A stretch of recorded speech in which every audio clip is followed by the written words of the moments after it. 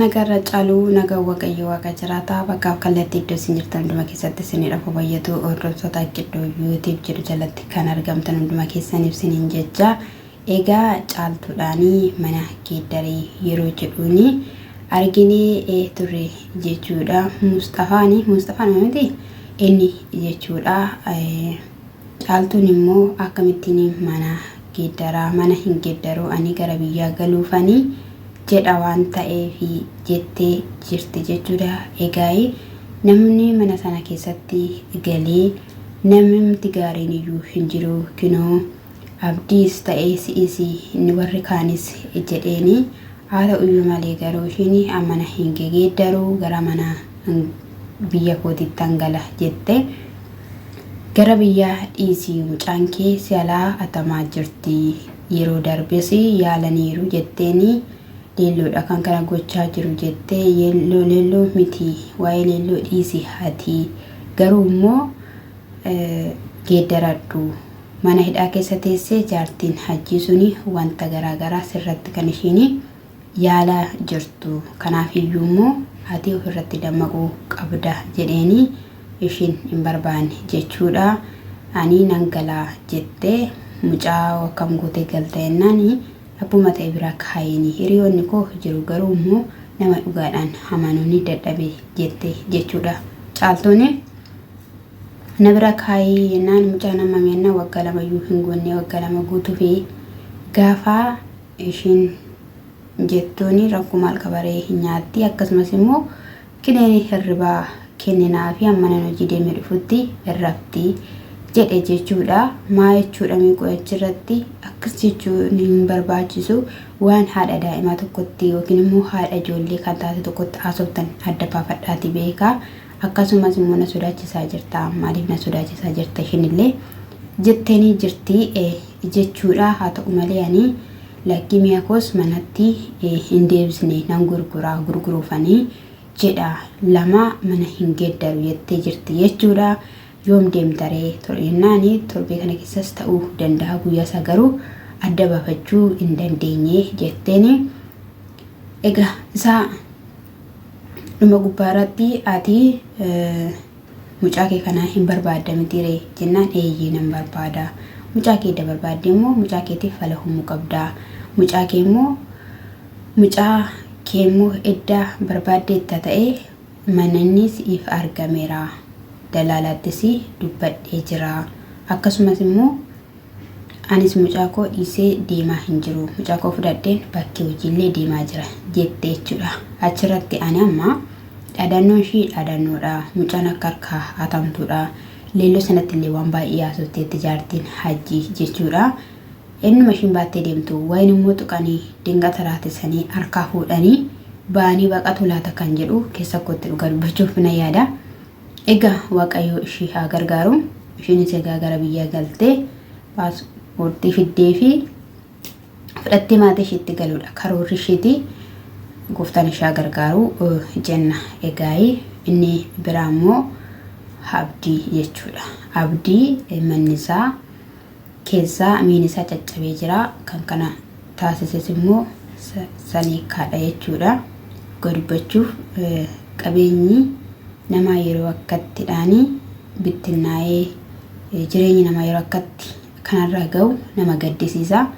Maaliif jennaan abdiitti itti dhufanii qabeenya isaa irratti malee inni itti hin dhandhee edda dhufanii immoo itti jiraachuu wallaalanii garuu qabeenya isaa yeroo akkatti barbadeessanii nagaa isaa yeroo akkatti barbadeessan qorichaanii dubartoonni dallaa itti ijaartee jechuudha. Garuu immoo yeroo darbee keessa hiliillinii mana hiriyaa ishiitiin jira jette mana hiriyaa saliikaa jechuudha. Innis saliikaa qabsiisuudhaaf jette saliikaan akka jalaa baddee sababni immoo saliikaan mana keessaa baddee fi ofiishiitidhaa fi viidiyoo waraabdee saliikaan qabsiisuuf hin jedha. Poolisoonni fidinaan jedhanii doktoroonnis akkasumallee waan irraa dhageesse fidinaan jedhan jette viidiyoo waraabbattee isayyuu poostii gootee isaanitti agarsiiste osoo hin taane ishiinis viidiyoo sana ilaaluudhaani mi'a abdii caccabsitee burkuteessitee akka biraa deemte jechuudha. Kana duwwaa immoo osoo hin taane lubbuu ishii irratti illee dhaadatteetti lubbuu illee irratti illee jechuudha.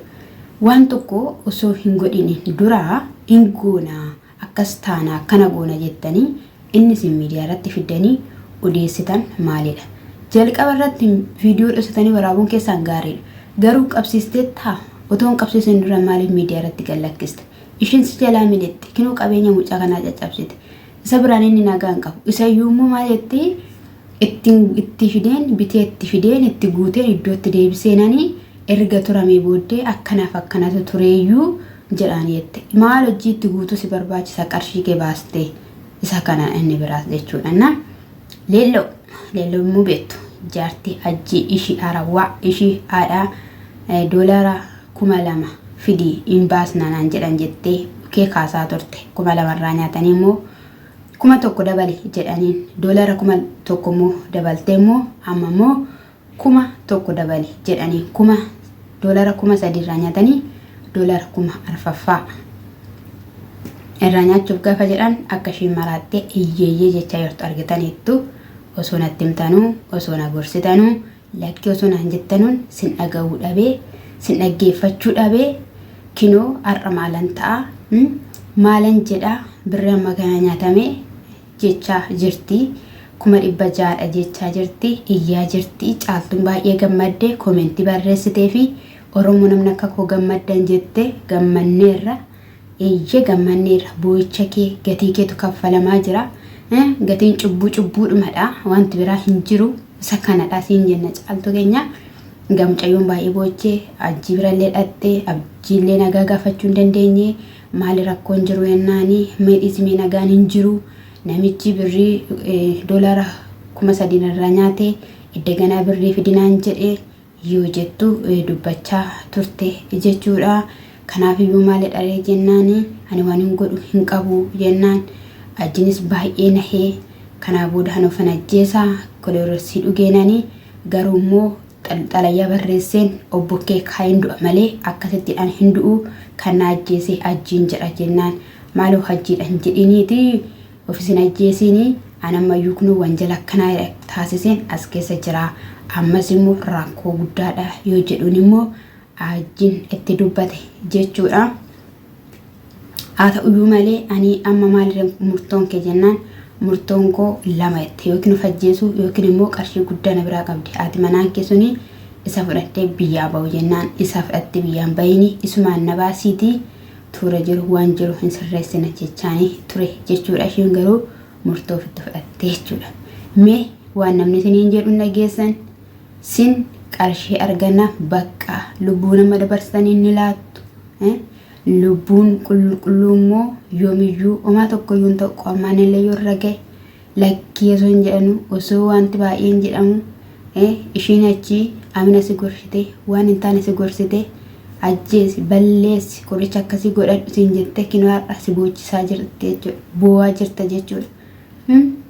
Boo'aa jirta ganaa boochi warri namarratti hojii hojjettan hojii haminaa hojii badiisaa hojii ceebbuu warri namarratti hojjettan ganaa gadi jettanii gugguuftanii gatii baaftu jechuudha. Gatii siyaa baasisu. Nan kolfan dhugaan siniin jedhe nan kolfa siqqeedhe waan hin barreessu iyyuu nan wallaalaan koomentii jechuudha. Mee jechuudha. Duraan hin beektu isa biraan iyyuu namni lakki seeraa nyaataa ajjiin kan bareedha dubartoota jalaa hin hafuu jennaan inni Finfinnee keessaa mana qabaa jireenyi fataadheensi jiraachisaa miilla keetii kaasii hanga mataa keetiitti warqiin sitti naqaa ati sarraatanyaatu sii qaxarama sarraatanya sii qaxarayin xiqqi jettee jiraattaa fataa jettee uummanni humaan qabu jedha ati akkamittiin fataa na gochuu dandeessaree jennaan namni waan eekuu waan beekuu qabu yoo jedhu dubbate jechuudha. Sana booddee intalli okay si caala namni beeku jiraare gaafa jettu itti galtee amma kunoo keessaa ba'uun fala ta'ee jira jechuudha. Isa kana hunduma keessaniif iyyuu nagaan siniif haa ta'u nagaadha kan barbaachisu mee nagumti siniif haa ta'u dhugaan siniin jedhee obboleessa keenyaa abdii jaalatamaa Oromoo waaqayyo si haa fayyisu fayyi dhugaa fayyi siin jenna dhugaa waaqayyo lubbuun kee ajiraatu siin jenna kanas immoo itti qaraasisuu barbaachisaadha jechuudha. Hojii seexanaati waan ta'eef hikminaan iyyuumaa waan hin ta'u irratti hojjetanii irratti hojjettee laatteef waan ta'eef inna obaaste maaluma isaan goota iyyuu maal beekna yoo nashiin ammayyuu achi irratti bookkisiiste na isa kana sinin jedha gooftaan kun sinaa eebbifamaa qiddoo YouTube immoo subscribe like gochuudhaan siif jirra jedhaaniin tala warra shawaa